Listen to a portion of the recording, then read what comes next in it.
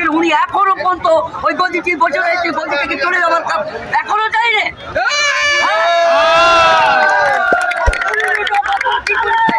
আমার বড় নিজান হয়েছে সিকিমের হারবাম বাহিনী, উনি বলে কি আইএসএফের আর এখানে নেই, উনি কি দুনিয়া করবে আর আমরা সব বক্তর মতো যাবো। উনি সিসরাই নিয়ে আজকে রান্না করে লোকে খাওয়াচ্ছে। এখানে ঘটমপুরি রান্না চলছে, তাহলে ওর মতো নীলাজ্জকে ওর মতো পেয়া আর হাতে এটা কোনো রং লাগবে না। এটা হচ্ছে জনসাধারণের ব্যাপার, এটা হচ্ছে তুলে খাড়া করা।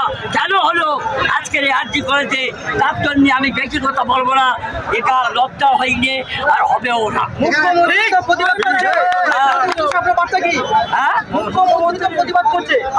মুখ্যমন্ত্রীর প্রতিবাদ করছে, কিছুর প্রতিবাদ করছে, ওটা হচ্ছে ধামা থামা দেওয়ার জন্য এখানে প্রতিদিন করেছে।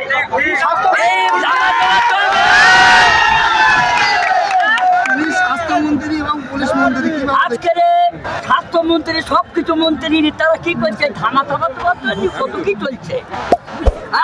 তুমি চৌগাঁ যেখানে করেছো সেখানে কি হচ্ছে, তোর তৃণমূলের ভেস্তা ঢুকছে। তৃণমূলের ভেস্তা ঢুকছে এখানে সর্বদলীয়, এখানে মা বোন একটু সকলার সবাই আসবে। উনি একেবারে তাই ওনার বিধানসভায় থেকে লোক আসছে, ধারোয়া বিধানসভায় থেকে লোক আসছে, ভাঙড়ের বিধানসভার লোক লেগে সবার করছে। আজকে 13 জন চলে দেখে যাও চৌগাঁ, তুমি রয়েছো, আমি যাচ্ছি পাচ্ছি, তুমি রয়েছো, তুমি রয়েছো সিসলাইনি সব দেখেছি এখানে রান্না করছো, খুঁজতে আসছো। ওই জন্য বললো কর্ম করো, ফল করো, ঘটনা ঘটাও, ঘটে গেল।